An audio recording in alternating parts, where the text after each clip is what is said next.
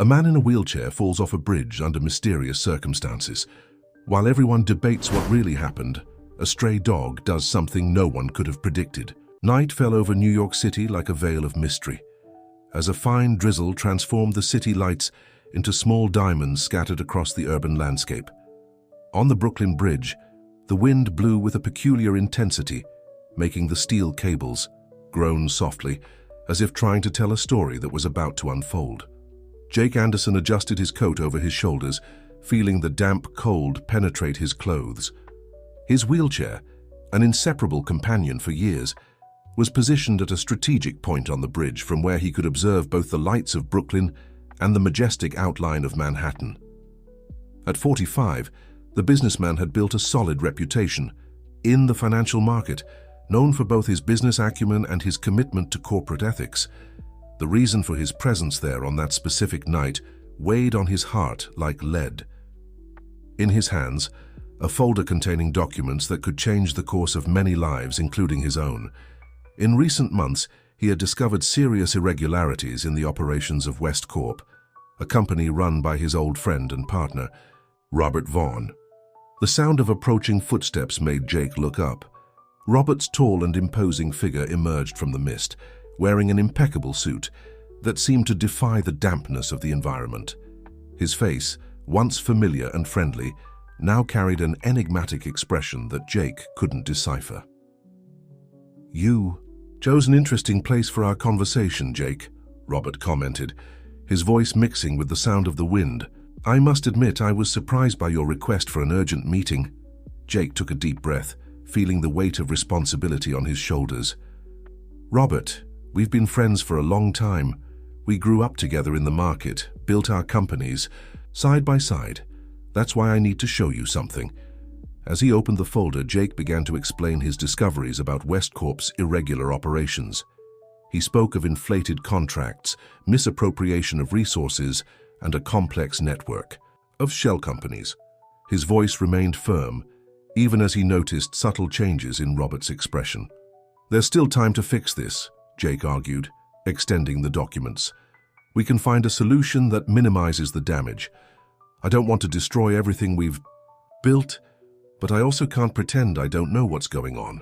Robert remained silent for a few moments, his eyes fixed on the documents. When he finally spoke, his voice had changed, taking on a tone that Jake had never heard before. "You've always been too idealistic, my friend. You've always believed that the business world could be completely clean." The conversation began to take a tense turn. Robert moved closer, his presence becoming increasingly intimidating. The wind increased its intensity, as if responding to the growing tension between the two men. Not far from there, a pair of watchful eyes observed the scene. Max, a yellow-haired mutt with brown spots, had found shelter under a nearby awning. His instinct, sharpened by months of life on the streets, made him sense that something wasn't right that night.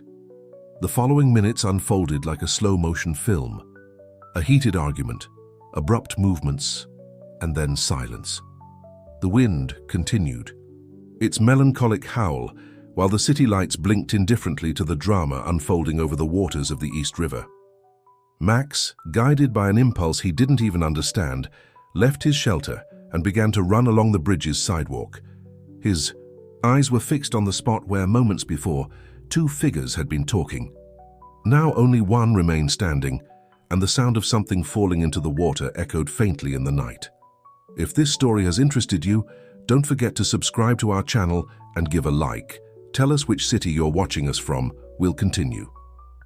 The waters of the East River were choppy that night, as if sensing the gravity of the events.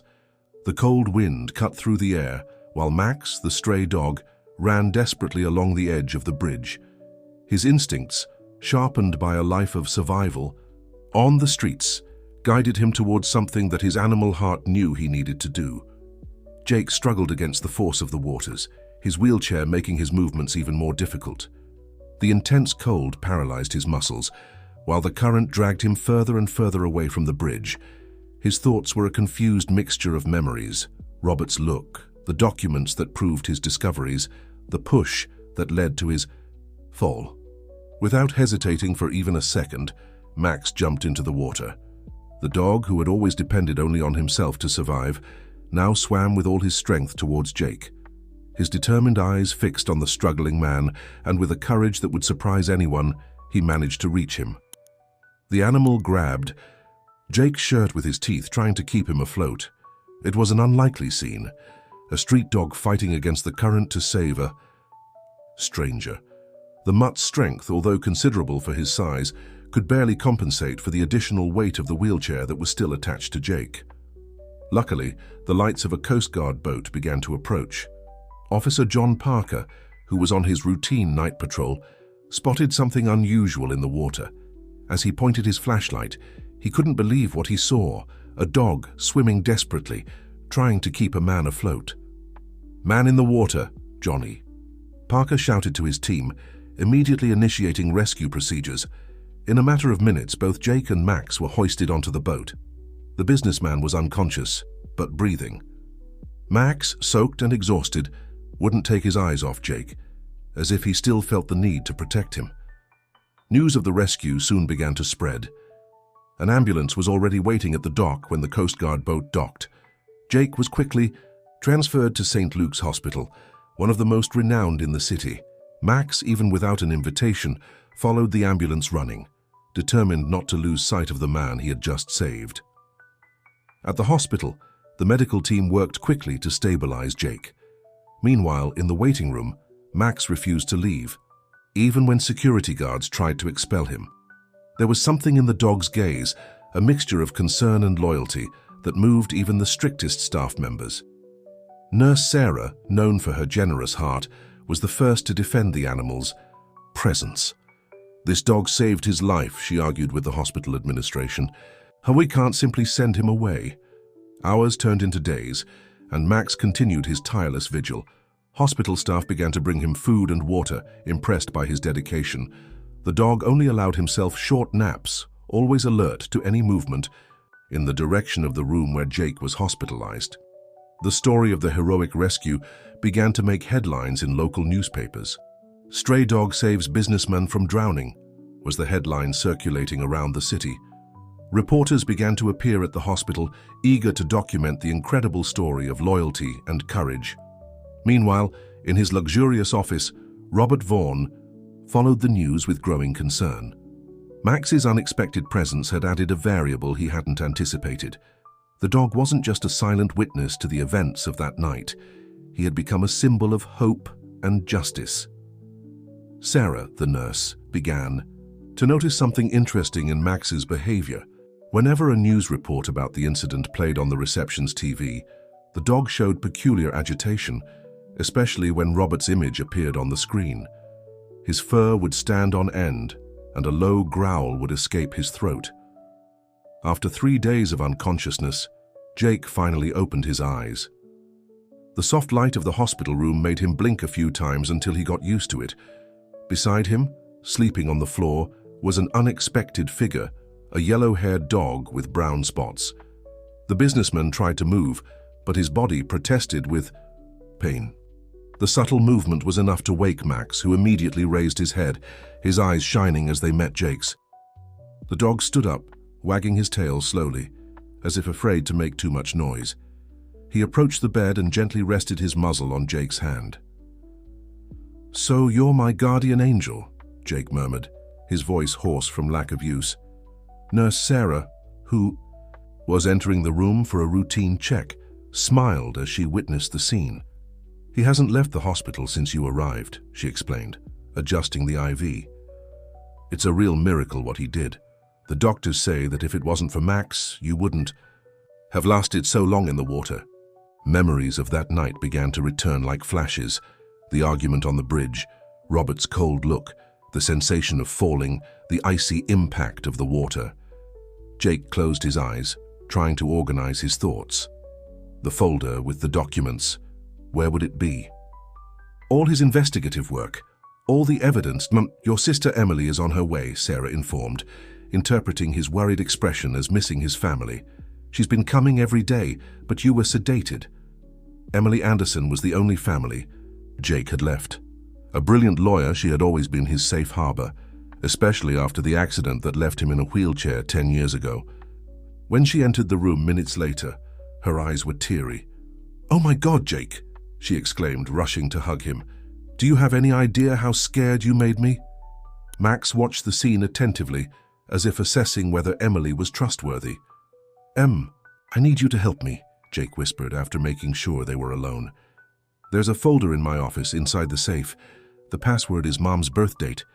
You need to get it before—" "Shh," Emily interrupted, squeezing his hand. "Don't worry about that now. Detective Anthony Richards is handling the case. He wants to talk to you as soon as you're stronger." While the siblings talked, outside the hospital, an unusual movement was happening. Journalists crowded at the entrance, eager for news about the bridge businessman and his four-legged savior. The story had captured the public's imagination, especially after the Coast Guard released images of the rescue. In his office at Westcorp, Robert watched another news report about the case. His face, normally controlled, showed signs of concern. His cell phone wouldn't stop ringing.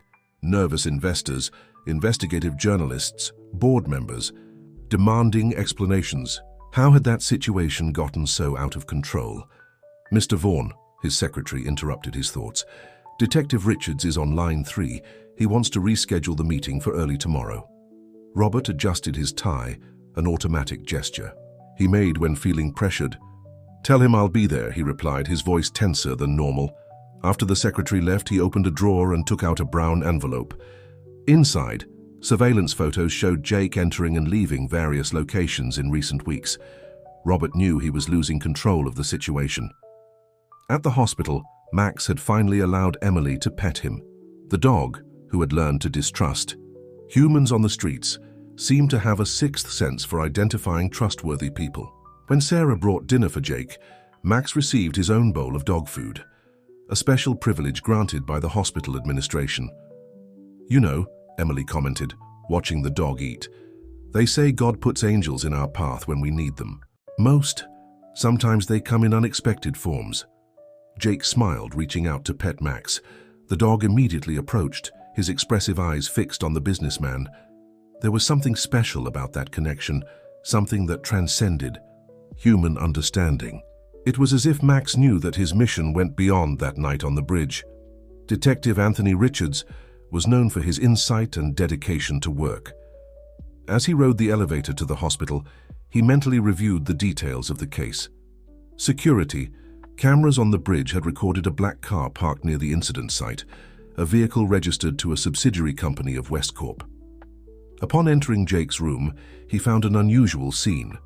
The businessman was sitting up in bed, with Max lying by his side, while Emily organized some documents. The dog immediately raised his head, assessing the newcomer with attentive eyes. "Mr. Anderson," the detective greeted, "it's good to see you recovered. I know you're still recuperating, but we need to clarify some points about that night." Emily made a motion to protest, but Jake stopped her with a gentle gesture. "It's okay, Em, the detective is just doing his job."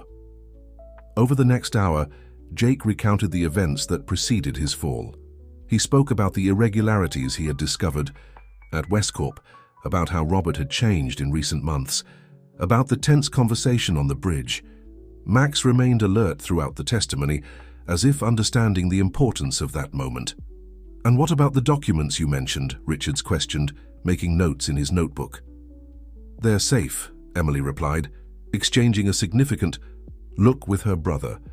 "I've already arranged for their retrieval from the safe." The detective nodded, satisfied. "There's something else I need to show you," he said, taking a tablet from his briefcase. The traffic cameras recorded something interesting. On the screen, grainy images showed the sequence of events that night. The black car parked, two figures talking, the moment of the fall. And then, something that caught everyone by surprise, a man with a professional camera, photographing the scene from a discreet point on the bridge. George Sanders, freelance photographer, Richards explained. He was doing a night photo shoot of the bridge when he captured the entire sequence. "Unfortunately, we haven't been able to locate him yet." Emily frowned. "What do you mean by haven't been able to locate him?" "He's disappeared," the detective replied, his voice heavy with concern. "His apartment is empty, his cell phone is off. It's as if he vanished into thin air." Jake felt a chill run down his spine. He knew well the reach of Robert's influence. The photographer had probably been persuaded to stay away. The sound of footsteps in the corridor caught Max's attention, who began to growl softly. Seconds later, a tall and elegant man stopped at the door of the room. Robert Vaughn. "Jake, my friend," he exclaimed, his voice overflowing with false concern. "I came as soon as I heard you had woken up." Max's reaction was instantaneous and surprising. The dog jumped off the bed, positioning himself between Robert and Jake, his fur bristling and a deep growl echoing through the room. The businessman took a step back, visibly disturbed by the animal's hostility.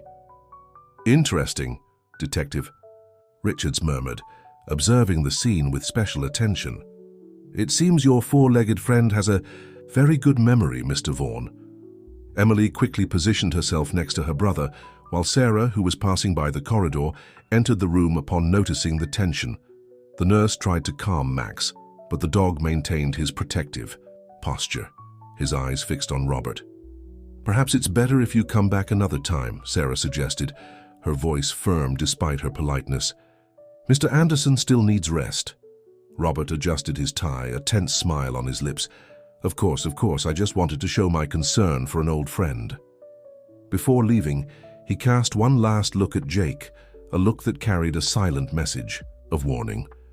After Robert left, Max gradually relaxed, returning to Jake's side. Detective Richards made a few more notes in his notebook, his expression thoughtful. "You know," he commented, putting away the tablet, "they say animals have a sixth sense for judging people's character. They see beyond appearances, beyond the social masks we wear." The news of the confrontation at the hospital between Max and Robert Vaughn spread quickly through social media. Videos recorded by visitors showed the dog's instinctive reaction, and animal behavior specialists began to appear on television programs to analyze the situation. Emily took advantage of the public commotion to act. With the help of her legal team, she began to organize the evidence collected by Jake. The documents recovered from the safe revealed a complex scheme of overpricing in Westcorp contracts involving astronomical figures and an intricate network of shell companies. "Look at this." Emily showed Jake a specific folder while visiting her brother in the hospital. All the shell companies have addresses in different countries, but the phone numbers connect to the same office in Chicago. Max, who now rarely left Jake's room, perked up his ears upon hearing raised voices in the corridor. It was Robert's team of lawyers trying to pressure the hospital administration to prevent visits to Jake's room, claiming concern for his recovery. Sarah, who had become an important ally, intercepted the group. "I'm sorry, but only people authorized by the family can enter the room," she declared firmly. "Doctor's orders." Meanwhile, Detective Richards was making significant progress in his investigation. Security cameras at a gas station near the bridge had recorded the black Westcorp car refueling shortly before the incident. The attendant recognized the driver. It was Paul Mendez, Robert's head of personal security. "Mr. Mendez," Richards confronted the security guard in his office. "Why were you on the bridge that night?" Paul nervously adjusted his tie.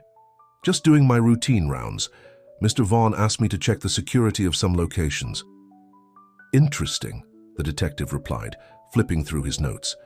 "Because according to the car's GPS records, you stayed parked at exactly the same spot for 45 minutes. A rather peculiar round, don't you think?" The pressure on Robert increased day by day.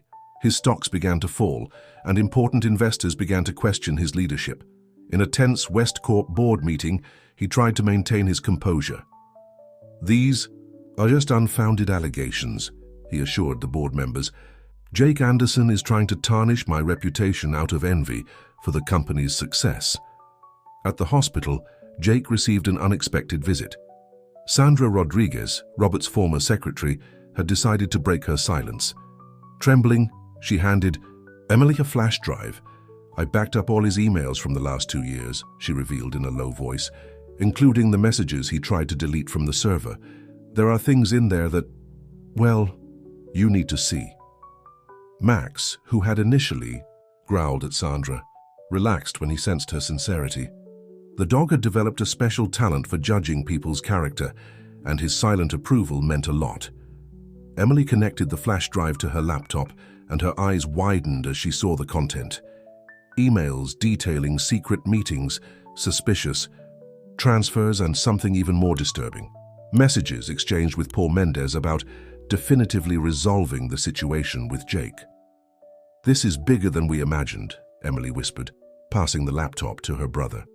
"It's not just about embezzlement. They were planning." "I know," Jake interrupted, his voice laden with determination. "That's why we need to act with even more caution.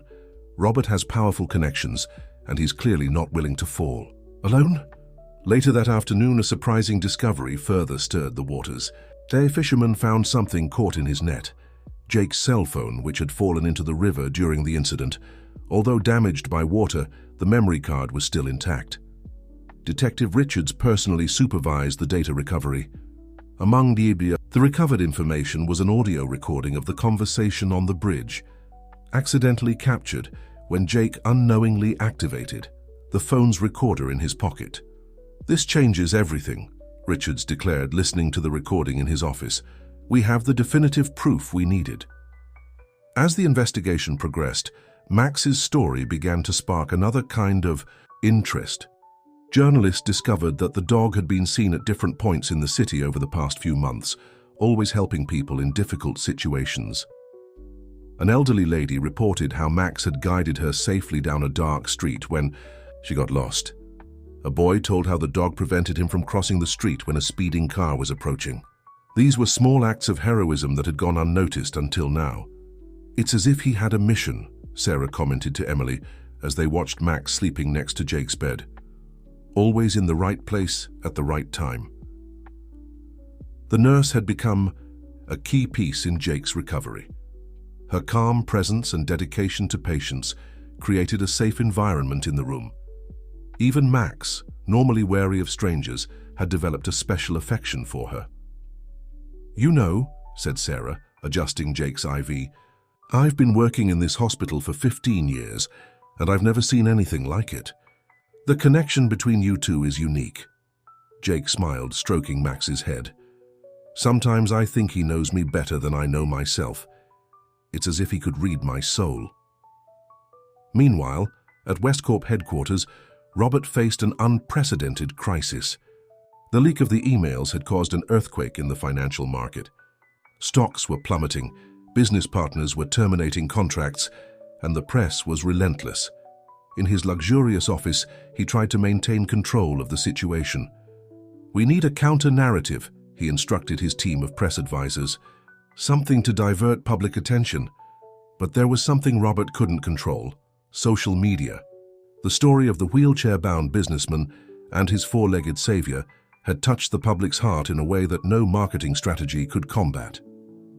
Pages dedicated to Max were appearing daily. People shared their own encounters with the dog, creating a mosaic of stories that revealed a surprising pattern. In all of them, Max appeared to help people in times of need, like a four-legged guardian angel. At the hospital, Emily received an important call. The forensics lab had managed to recover more data from the cell phone found in the river. Amongst them were photos Jake had secretly taken of compromising Westcorp documents. "We need to reinforce your security," Emily insisted, worried about her brother. Now that we have concrete evidence, Robert might try something desperate. As if to confirm her words, Max began to bark agitatedly at the window. In the hospital parking lot, a man with a professional camera was photographing the building. It was George Sanders, the missing photographer. Detective Richards was immediately alerted and managed to intercept George before he left the area. The photographer was visibly shaking, but he carried something valuable with him: a memory card with all the photos from that night on the bridge. "They offered me money to disappear," George confessed to the detective, "but I couldn't live with it on my conscience, especially after seeing all those stories about Max." George's photos were impressive in their clarity. The sequence of images left no doubt about what had happened on the bridge. More than that, they captured Robert's expression at the exact moment of the incident, a revealing portrait of his true intentions. Back in the hospital room, Jake received a special visit: representatives from an animal protection NGO. Touched by Max's story, They wanted to create a project in his name to help other abandoned dogs find homes. "Your dog has become a symbol of hope," explained the NGO coordinator. "People who never thought about adopting a mutt are now changing their minds." Max, as if understanding the importance of the moment, sat upright next to Jake, his serene gaze conveying a wisdom that seemed to transcend his animal condition. The morning began with a buzz at Westcorp headquarters. Employees whispered in the corridors while watching a live press conference on the cafeteria TV. On the screen, Detective Anthony Richards presented the evidence recovered from Jake's cell phone and George Sanders' photos. "The investigations have revealed a sophisticated fraud scheme," the detective declared, his firm voice echoing through the microphone. "We have concrete evidence of irregularities in contracts, overpricing, and the use of shell companies." On the 20th floor of the building, Robert watched the transmission in his office, his face growing increasingly pale. His phone wouldn't stop ringing, shareholders, business partners, and board members demanding explanations. The empire he had built was beginning to crumble. "Cancel all my meetings," he ordered his secretary through the intercom, "and call my lawyers immediately." Meanwhile, at the hospital, Jake was being discharged. His new wheelchair, more modern and comfortable than the previous one, had been a gift from the hospital staff, moved by his story. Max walked proudly by his side, like an attentive guardian. "I'm going to miss you guys," said Sarah, hugging Jake emotionally, "but promise you'll bring Max to visit us." Emily, who was organizing the last details of the discharge, smiled at the scene. In recent weeks, the hospital room had transformed into an unlikely meeting point, uniting people from different backgrounds around a common cause, the pursuit of justice. "We have a surprise for you," Emily announced as she guided her brother through the corridor. In the hospital lobby, dozens of people were waiting with posters and banners. They were families who had adopted stray dogs inspired by Max's story. "Look at that!" exclaimed a reporter covering Jake's discharge. "Another example of what we're calling the Max effect, a wave of adoptions of abandoned animals across the country." The dog, normally reserved, seemed to understand the importance of the moment. He walked with his head held high, occasionally stopping to receive pets from the children who approached. His transformation from a street dog to a national hero was a symbol of hope for many. At the police station, Paul Mendez, Robert's head of security, finally decided to cooperate with the investigations. Pressured by the evidence and fearing being used as a scapegoat, he revealed crucial details about Westcorp's operations. "Mr. Vaughn kept a secret file," Paul confessed to Detective Richards. "Compromising documents about influential people. It was his insurance in case something went wrong." The information caused a domino effect in the business world. Old partnerships began to dissolve, and people who once flattered Robert now rushed to distance themselves from him. The businessman, who had always prided himself on his power and influence, saw his circle of allies rapidly diminishing. In his mansion in the Hamptons, Robert tried to maintain his composure while watching the news. The media coverage was relentless, alternating between the allegations against Westcorp and the inspiring story of Max and Jake. "How did a mutt manage to destroy everything I built?" he muttered to himself, pouring another glass of whiskey. At Emily's house, where Jake would be temporarily staying, the atmosphere was completely different. The garden had been adapted for Max, with a special space for him to play and rest. The dog, who had spent so much time on the streets, now had a true home. "You know," Jake said, watching Max explore the garden, "I don't think it was a coincidence that he was on the bridge that night. Some things are greater than our understanding." Emily agreed, sitting next to her brother. "He didn't just save your life, Jake. Max helped expose a truth that needed to come to light. And in the process, he inspired thousands of people." Night fell over New York City, and on social media, the hashtag #Max effect continued to be one of the most commented topics. People shared stories of adoption, overcoming challenges, and hope. The city that had witnessed so many dramas now became the stage for an unexpected social transformation, triggered by an unlikely four-legged hero. Jake's first week at home was marked by a quiet recovery routine, always under Max's watchful eye. The dog had developed an impressive attunement with his new owner, anticipating his needs and offering silent support in the most difficult moments. Sarah, the nurse who had become a friend of the family, visited them regularly. During one of these visits, she brought an interesting discovery. Old hospital records showed that Max had been seen several times in the pediatric ward's garden, cheering up hospitalized children. "It's incredible how he always knew where he was needed," Sarah commented, showing old photos on her cell phone. The children called him the furry angel. Meanwhile, the investigation into Westcorp gained new chapters. The secret file mentioned by Paul Mendez was located in an offshore digital safe. Its contents revealed a web of influences and favors that extended for decades. Robert built his empire through blackmail, Detective Richards explained to Emily during a private meeting. He collected compromising information about powerful people and used it as bargaining chips. The news of the file's discovery caused a real tsunami in the business world. Renowned executives began to resign from their positions. Politicians announced sudden vacations, and a wave of plea bargains took over the financial market. In his mansion, Robert watched his empire crumble through newspaper headlines. His stocks had plummeted, the Westcorp board had removed him from the presidency, and his former allies were now rushing to make deals with the justice system. "How did I let this happen?" he asked, himself flipping through old photographs. Among them, he found an image from 15 years ago, he and Jake, young and smiling, celebrating the opening of their first company together. Time and ambition had transformed that friendship into something unrecognizable. At Emily's house, an important meeting was taking place.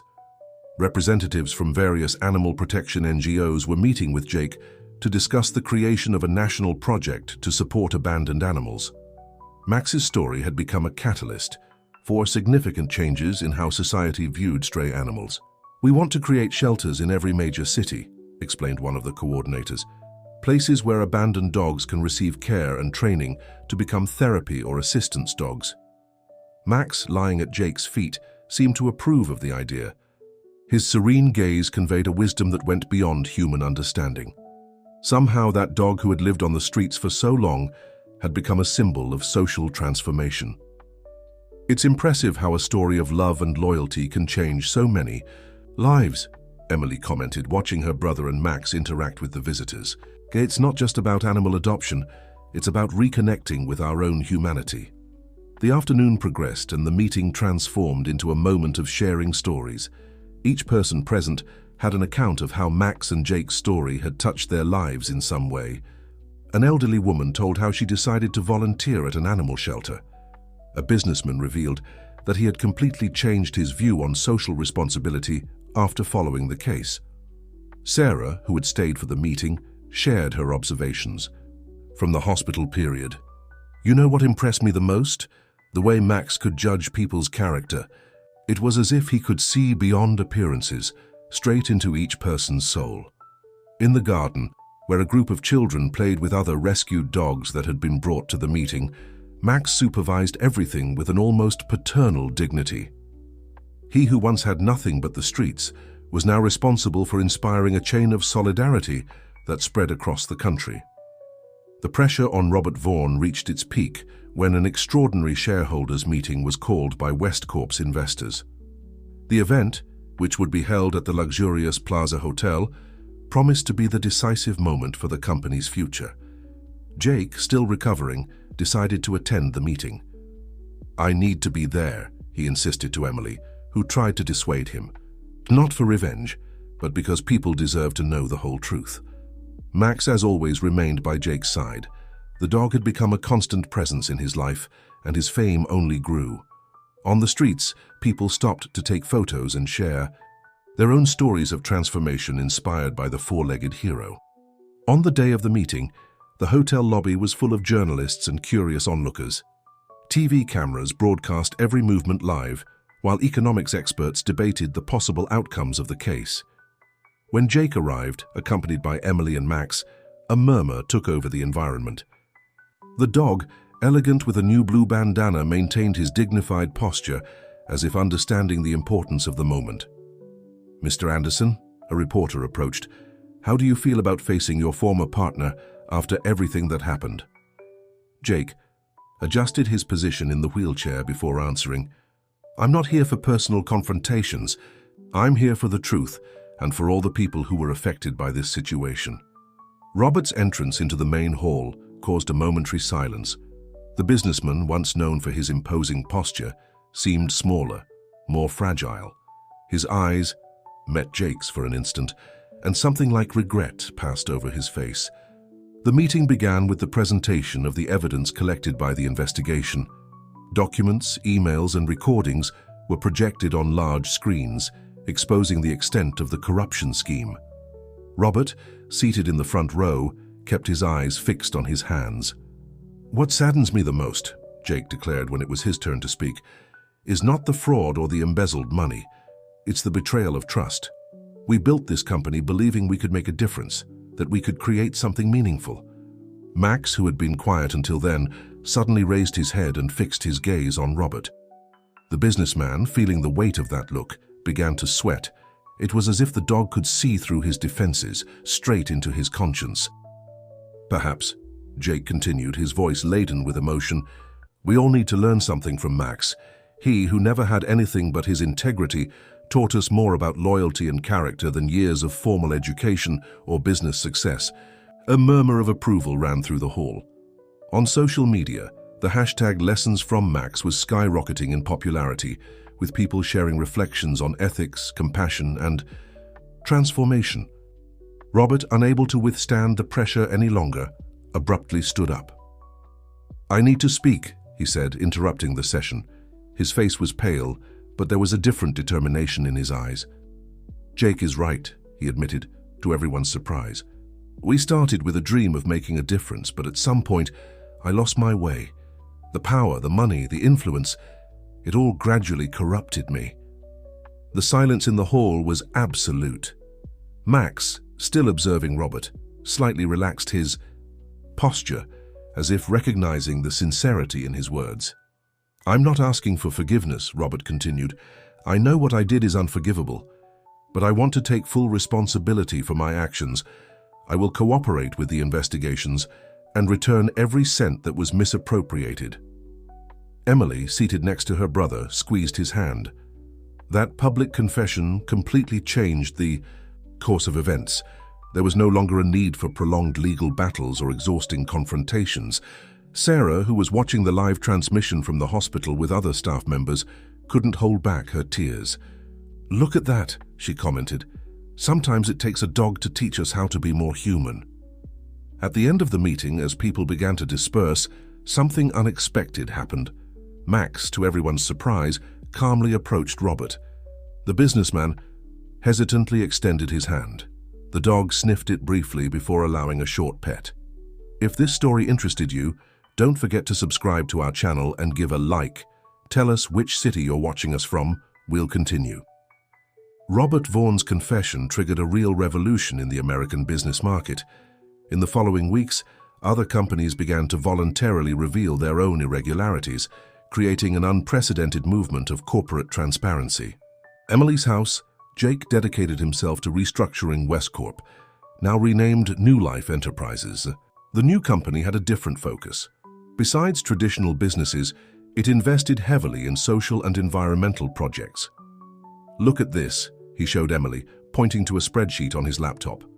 We already have more than 50 animal shelters registered in the support program, and the donations keep coming in. Max, lying in his new special bed near Jake's work desk, perked up his ears upon hearing the excitement in his owner's voice. The dog had perfectly adapted to domestic life, but maintained his mission of helping other animals. Sarah, who now coordinated a pet therapy program at the hospital, visited them regularly with news about the project. You won't believe it, she commented during an afternoon coffee. We got authorization to create a permanent space for therapy dogs at the hospital, and guess who our official mascot is? On the wall of St. Luke's Hospital reception, a huge photo of Max had been installed, along with the story of how he saved Jake. The display inspired patients and staff, reminding everyone about the transformative power of love and loyalty. Emily, who continued working as a lawyer, had expanded her area of practice to include animal protection causes. It's amazing how one experience can completely change our life perspective, she reflected, watching Max play in the garden with other rescued dogs. The Max effect, as the social transformation phenomenon triggered by the hero dog story became known, continued to spread. Companies began adopting pet-friendly policies, schools included awareness programs about animal protection, and even the government started paying more attention to the cause. One day, while strolling along Central Park, Jake and Max encountered Robert. The ex-businessman, keeping his word, had returned all the embezzled money and was now working as a volunteer in social projects. "You know," Robert said after an initial moment of awkwardness, "losing everything made me gain something. Much more valuable clarity. Today I understand that success isn't measured by money or power." Max, who previously growled in Robert's presence, now showed a calm acceptance. It was as if the dog perceived the genuine transformation in the ex-businessman. "Sometimes we need to fall to learn how to get up," Jake replied, his voice without any trace of resentment. "You're having your second chance, just like I had mine that night on the bridge." The project for shelters for abandoned animals was beginning to become a reality. The first one, inaugurated in New York City, was named the Max Center for Animal Protection. The place not only rescued street dogs but also prepared them to be therapy or assistance dogs. "The most interesting thing," explained one of the center's veterinarians, "is how the dogs seem to inherit something of Max's spirit. They develop a special sensitivity to help people." Sarah, who divided her time between the hospital and the protection center, used to say that Max had created a legacy greater than any human could imagine. He taught us that the greatest transformations begin with small acts of love. On a particularly beautiful afternoon, Jake organized an event at the Max Center to celebrate the first anniversary of the rescue. Dozens of families who had adopted dogs through the project attended, each with their own transformation story to tell. Max, now a little grayer but maintaining his characteristic dignity, observed everything with his wise eyes. By his side, Jake smiled, realizing how a casual encounter on a dramatic night had turned into something much bigger than themselves. The Max Center for Animal Protection had become a model of success, inspiring similar initiatives in other cities. In just 6 months, more than 15 centers were inaugurated in different states, each adapted to local needs, but maintaining the same philosophy of social transformation through love for animals. On a sunny Saturday morning, Jake participated in a video conference with coordinators from the various centers. On the screen, smiling faces shared success stories and new projects. Max, always attentive, remained next to his owner's wheelchair, occasionally barking in approval when he heard something particularly exciting. "In Boston," reported one of the coordinators, "we've secured a partnership with public schools. Children visit the center weekly and learn about responsibility and animal care. The change in their behavior is impressive." Sarah, who now divided her time between the hospital and the general coordination of the centers, added, "In New York, we're expanding the pet therapy program. We now have trained dogs visiting not only hospitals, but also nursing homes and rehabilitation centers." The transformation wasn't limited to just working with animals. New Life Enterprises, under Jake's leadership, had become a reference in corporate governance and social responsibility. Companies from all over the country sought guidance to implement similar programs. Emily, who coordinated the company's legal department, developed an innovative compliance program that included specific guidelines for socio-environmental projects. "The market is changing," she explained during a lecture. "People want more than profit. They want purpose." Robert, fulfilling his promise of redemption, had become one of the most dedicated volunteers at the Max Center.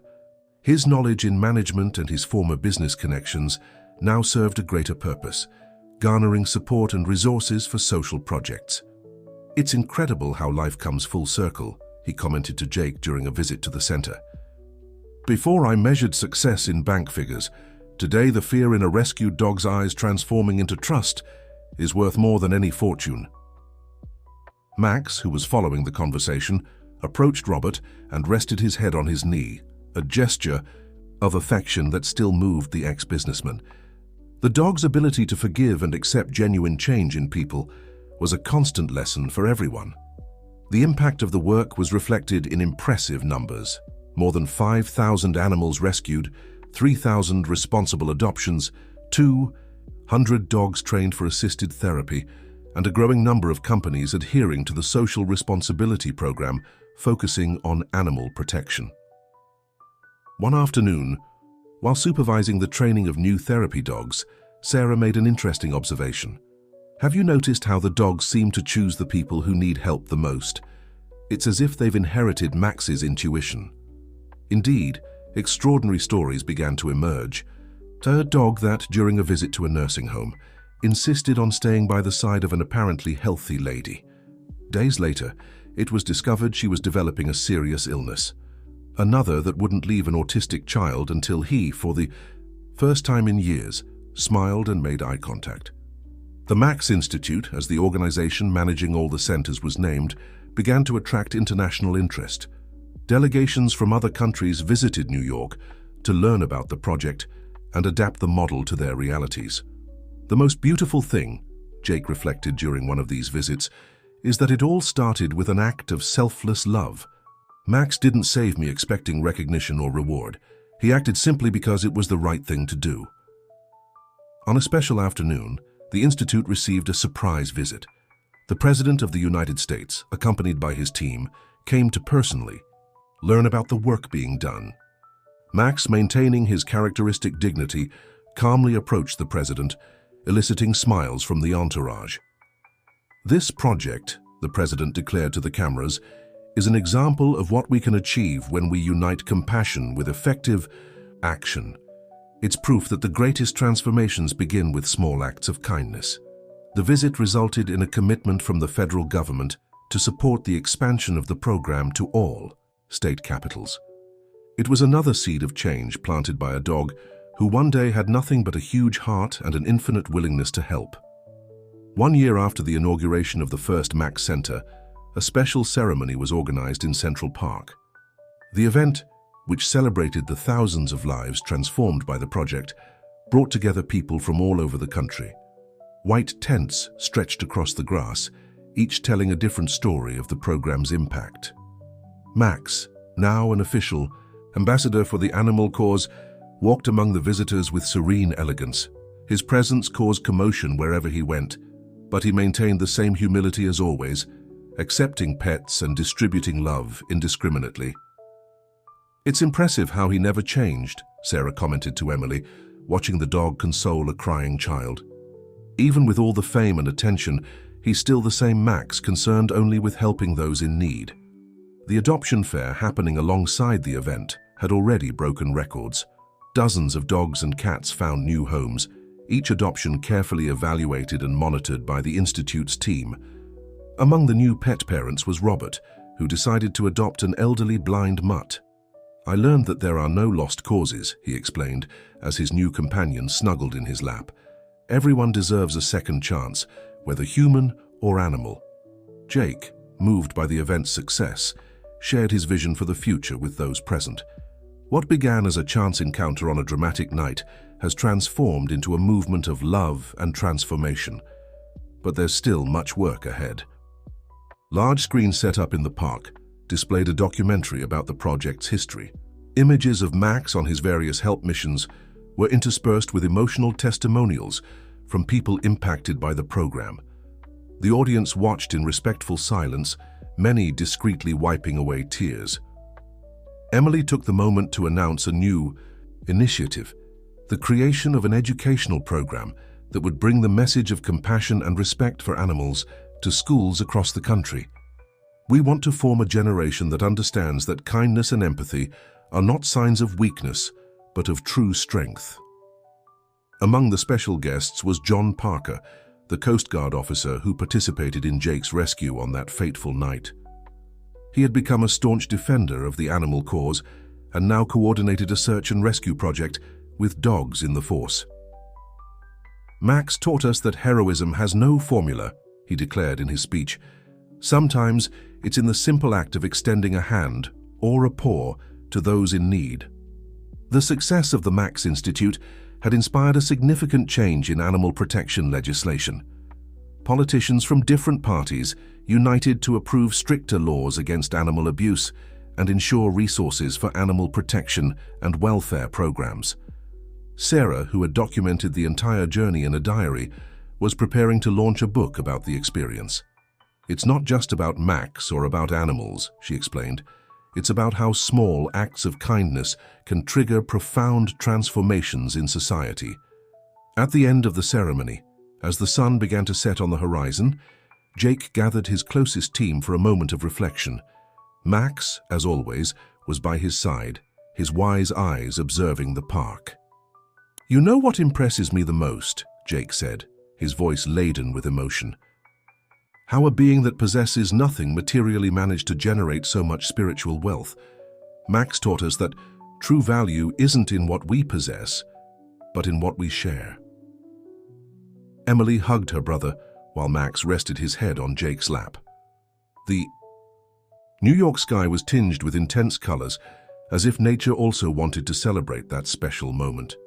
"Love," Sarah concluded, "is the only force capable of multiplying itself by being divided, and Max is living proof of that." The gentle afternoon breeze carried promises of more transformations to come.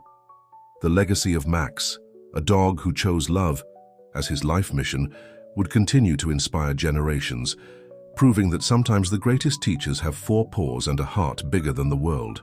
The educational program idealized by Emily transformed into a success beyond expectations. In less than 6 months, more than 1,000 schools across the United States had adopted the special curriculum that taught empathy and social responsibility through animal care. On a special morning, Jake and Max visited a public school in the Bronx. The reception was warm. Children of all ages gathered in the schoolyard, their eyes shining with admiration as they saw the duo they already knew from the project's stories and videos. "Max taught us that we don't need superpowers to be heroes," Jake explained to the attentive students. "Sometimes, a simple act of kindness can change someone's world." The dog, with his characteristic sensitivity, particularly approached a quiet boy sitting at the back of the group. Tommy, as they later discovered, had recently lost his father and was finding it difficult to express himself. Max gently rested his head on his lap, eliciting the boy's first smile in weeks. "It's amazing how he always knows who needs support the most," the teacher commented, moved by the scene. At New Life Enterprises, the transformation continued at a rapid pace. The company had become a case study in sustainability and social responsibility, attracting the attention of universities and international institutions. Robert, who now led the company's social projects division, developed an innovative program for professional reintegration. Former executives who had been involved in corporate scandals were invited to participate in social projects as part of their rehabilitation process. "The experience with animals teaches us humility and compassion," he explained during a workshop. "When you help a defenseless being, something inside you changes forever." Sarah, dividing her time between the hospital and the Max Institute, began to document extraordinary cases of healing and recovery through pet therapy. Patients considered difficult cases showed significant improvements after regular contact with dogs trained in the program.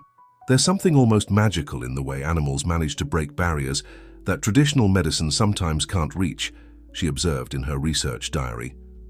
The Max effect, as the phenomenon continued to be called, extended beyond work with animals. Companies began to adopt more humanized policies, schools incorporated values of empathy into their curricula, and even the government demonstrated a new sensitivity to social issues. Emily, in one of her lectures on the new business management model, highlighted, "True profit can't be measured only in numbers. It needs to be evaluated by the positive impact we generate in society." On a particularly significant afternoon, the Max Institute received a visit that moved everyone. George Sanders, the photographer who had recorded the crucial moments on the bridge, reappeared. After a period of reflection, he decided to donate his entire photographic archive to the Institute. "Those photos aren't just records of an event," he explained. "They're a testament to how a moment of darkness can transform into light." Max, upon recognizing George, demonstrated his usual wisdom. He calmly approached the photographer, allowing a pet, as if understanding that this man was also part of the great web of transformations that his story had woven. Jake, observing the scene, reflected on how a series of seemingly casual events had connected in such a significant way.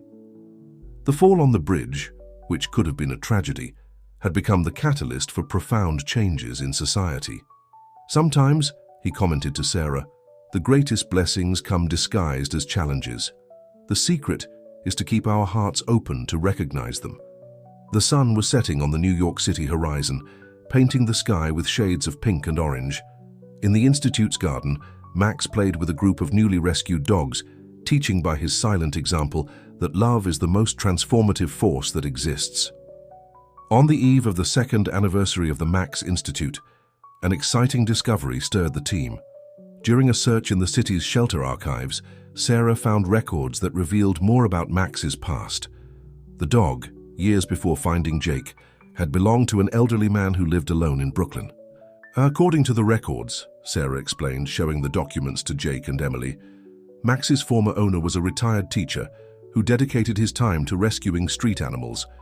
When he fell ill, Max remained by his side until the end. The story deeply touched everyone. Discovering that Max already had a history of care and dedication only confirmed what they already knew. His capacity to love and protect was something intrinsic to his nature.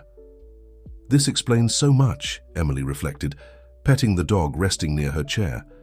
The way he always knew how to care for people, as if he had learned this mission long ago. The Institute was preparing for a significant expansion. Thanks to the success of existing programs and growing support from society, new centers would be inaugurated in neighboring countries. The American experience had become an international model of social transformation through love for animals. Robert, who continued his work of redemption, had established a network of business people committed to social causes. The group, named Entrepreneurs for Good, channeled resources and knowledge into projects that combined social responsibility with animal protection. It's impressive how people change when they have the opportunity to make a difference, he commented during a group meeting. Money gains a new meaning when used to transform lives. On a special morning, the Institute received a visit that moved everyone. An elderly lady leaning on her. Kane came from afar to meet Max. She had been a neighbor of the dog's former owner and brought with her a yellowed photo showing Max as a puppy sitting next to the teacher. He was always special, she said, tears in her eyes. Even after he was left alone on the streets, he continued to visit elderly people in the neighborhood, as if he knew we needed company. The story of Max's past quickly spread, adding another layer of meaning to his already extraordinary journey. He wasn't just a dog who had saved a life by instinct. He was a being who carried with him a legacy of love and care. Sarah, inspired by the discovery, began to develop a new program at the hospital. If Max learned to care from his first owner, we can teach that same compassion to other people, she explained. We're going to create groups where elderly people and children can interact with the animals, learning from and teaching each other. The program, named Circles of Love, soon became a success. People of different generations gathered at the hospital and institute centers, sharing stories and experiences, always with the animals as a bridge of connection. Jake, observing one of these meetings, realized how life had mysterious ways of connecting the dots. It's as if each of Max's experiences, from his first owner to that night on the bridge, was part of a greater plan, he commented to Emily. Max, who was supervising a group of children playing with newly rescued dogs, seemed wiser than ever. His eyes, though a little more tired with age, still shone with the same kindness and determination. The discovery about his past also brought a new perspective on his mission. He wasn't just an accidental hero. He was a guardian who had learned the value of care and unconditional love, and chosen to share this gift with the world. You know, Sarah said during a team meeting, they say animals are disguised masters, sent to teach us the most important lessons in life. Max is living proof of that. The sun was setting on the New York City horizon, casting a golden light over the Institute. In the garden, Max rested surrounded by his human and canine friends. like a silent teacher whose lessons of love continue to echo throughout the world. 5 years had passed since that fateful night on the Brooklyn Bridge. The Max Institute had transformed into an international organization with animal protection centers spread across various countries. The story of the hero dog continued to inspire people around the world, proving that love is truly a transformative force. On a special morning, Jake observed the movement in the Institute's garden through his office window. Max, now with graying fur but maintaining his characteristic dignity, supervised a group of new dogs being trained for assisted therapy. His role had naturally evolved to that of a mentor, transmitting his silent wisdom to the new members of the program. "It's incredible how he never lost his essence," Sarah commented, entering the room with the latest reports from the hospital program. After so much fame and recognition, he's still the same Max, concerned only with helping others. The impact of the Institute's work was measurable in impressive numbers. More than 50,000 animals rescued, 300 protection centers in operation, educational programs in 5,000 schools, and a global network of volunteers dedicated to the animal cause. Emily, who had just returned from an international animal rights conference in Geneva, brought exciting news. The Max Institute model was chosen by the UN as an example of a social transformation program. They're going to implement it in developing countries.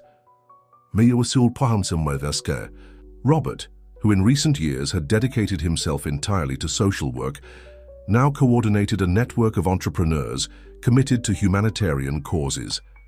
His own story of transformation had become a powerful example of how it's never too late to change. It all started with a dog who decided to save a life, he reflected during a visit to the Institute. And look at what it's turned into. That afternoon, a special ceremony brought together people from all parts of the world in the Institute's auditorium. It was the official launch of the Max Foundation, an organization that would further expand the reach of the work, combining animal protection with sustainable social development. Jake, in his opening speech, moved everyone.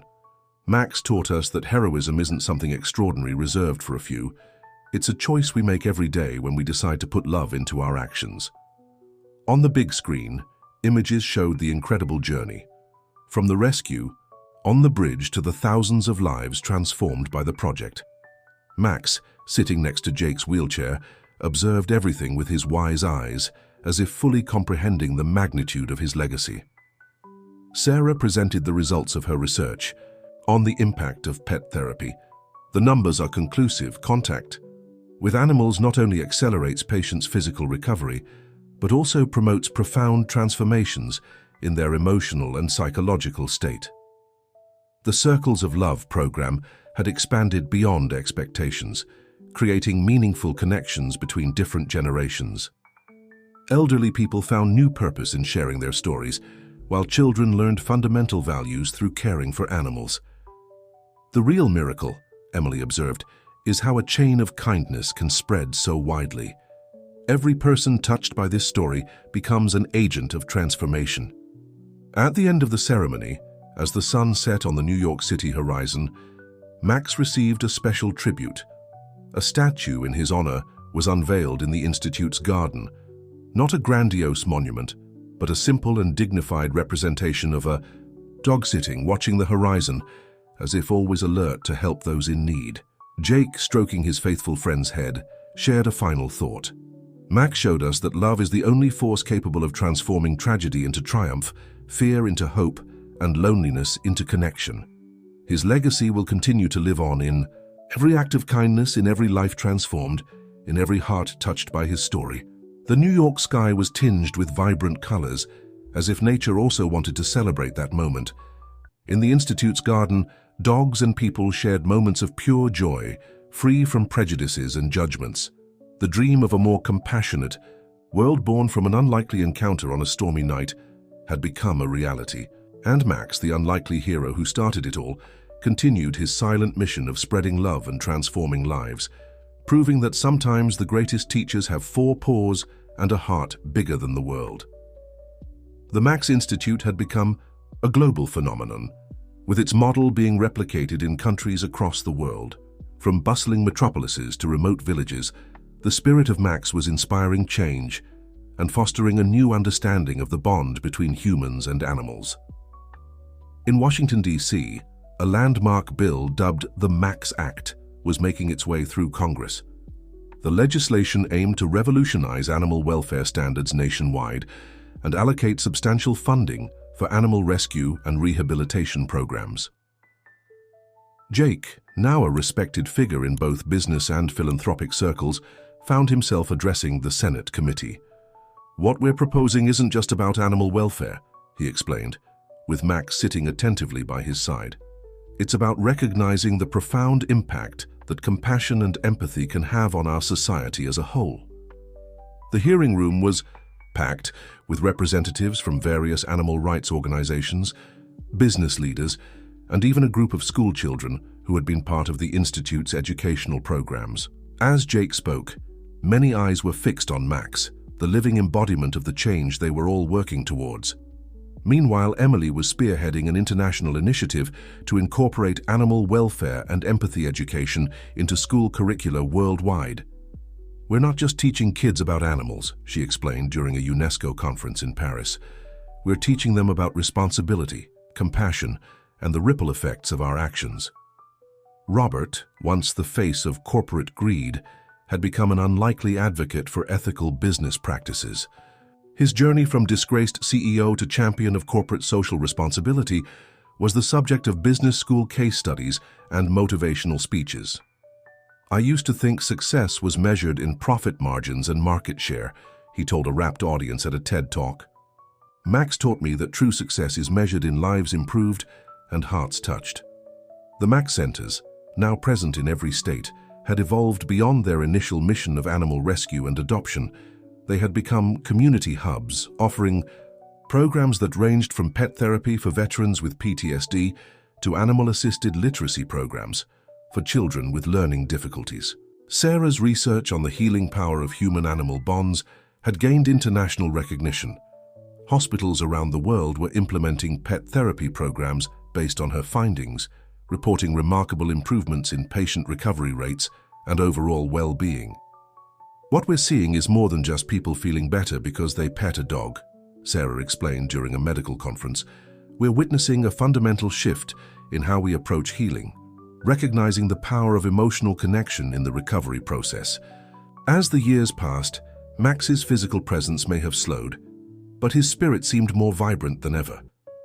Though his muzzle had grayed and his step had slowed, his eyes still shone with the same warmth and wisdom that had changed so many lives.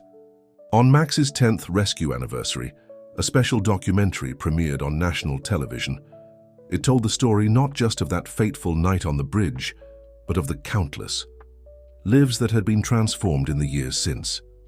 The documentary featured interviews with families who had adopted dogs from Max Centers, children who had overcome severe anxiety through animal-assisted therapy, and corporate leaders who had reshaped their business models inspired by the Max Institute's ethos. But perhaps the most touching moment came from an unexpected source. A man named Tom, a former drug addict who had turned his life around after volunteering at a Max Center, shared his story. "I was at the lowest point in my life," Tom said, his voice choked with emotion. "I had lost everything: my job, my family, my self-respect. The day I walked into that Max Center, I wasn't looking to save any animals, I was barely holding on myself."